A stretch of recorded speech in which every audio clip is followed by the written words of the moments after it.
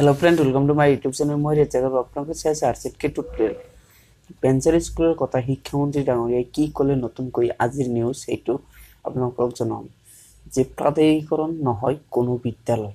ডিব্ৰুগড়ত শিক্ষামন্ত্ৰী সিদ্ধাৰ্থ ভট্টাচাৰ্যৰ এই ঘোষণা। তো কি কৈছে আমি এ টু জেড আপোনালোকক এই ভিডিঅ'ত দেখুৱাম। তো আপোনালোকে এই ভিডিঅ'টো প্ৰথমৰ পৰা শেষলৈকে চাই থাকিব। তো ফ্ৰেন্ড স্টাৰ্ট নাও। তো ফ্ৰেন্ড ভিডিওটো প্ৰথমৰ পৰা শেষলৈকে ভালদৰে চাব আৰু শুনক কি কৈছে যে বিজেপি নেতৃত্বাধীন ৰাজ্য চৰকাৰে চৰকাৰ গঠনৰ আগত দিয়া প্ৰতিশ্ৰুতি এতিয়া অসাৰ প্ৰতিপন্ন হৈছে।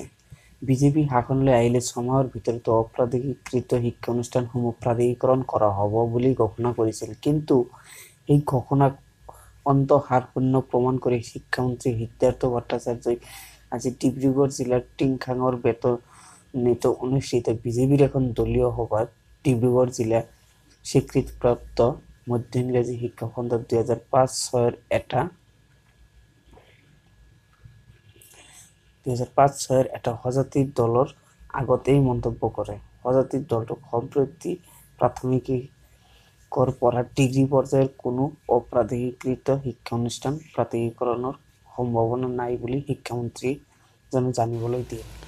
বিদ্যালয় একত্ৰীকৰণ কৰাৰ পাছতহে প্ৰাদেশিকৰণৰ আৰম্ভ কৰা হ'ব বুলি শিক্ষক সন্থাটোক জানিবলৈ দিয়ে।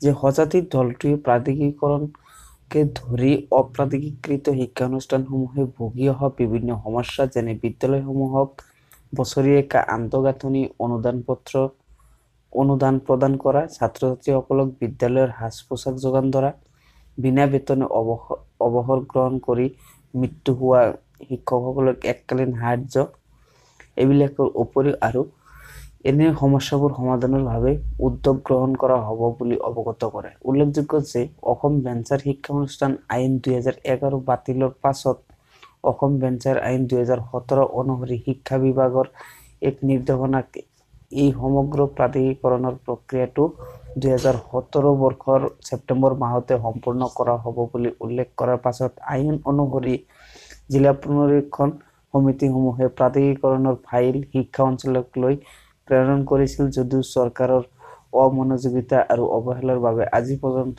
প্ৰাদেশিকৰণৰ কৰাৰ ব্যৱস্থা গ্ৰহণ নকৰিলে। নতুন ভেঞ্চাৰ আইন অনুসৰি বহু ধাৰা উপধাৰা সংযোগ কৰি শিক্ষা অনুষ্ঠানসমূহক পুনৰ গঠন প্ৰক্ৰিয়াৰে জিলা পৰ্যায়ত পুনৰীক্ষণ কৰাৰ পিছত শিক্ষামন্ত্ৰীয়ে প্ৰাদেশিকৰণৰ বিষয়টোক অধিক জটিল বুলি কৰা মন্তব্যত শিক্ষক সন্থাটোৱে ক্ষোভ প্ৰকাশ কৰাৰ লগতে আগন্তুক দিনৰ চৰকাৰৰ মিথ্যাচাৰ স্বৰূপ উদঙাই ব্লক পৰ্যায়ৰ পৰা জিলা আৰু ৰাজ্যিক পৰ্যায়লৈ বিভিন্ন গণতান্ত্ৰিক আন্দোলনৰ কাৰ্যসূচী গ্ৰহণ কৰা হ'ব বুলি সন্থাই এটা বিবৃতিযোগে জনাইছে। যে শিক্ষামন্ত্ৰীৰ লগত আজিৰ এই আলোচনাত সংস্থাটোৰ জয়পুৰ খণ্ডৰ সন্থাৰ সভাপতি সম্পাদক শুভেন্দ্ৰ আয়েৰা, বীৰেন্দ্ৰ গগৈ, খোৱাং খণ্ডৰ সম্পাদক অপূৰ্ব গগৈ আৰু কাৰ্যকৰী সদস্য হৃদয় কুমাৰ সেনাপতি উপস্থিত থাকে।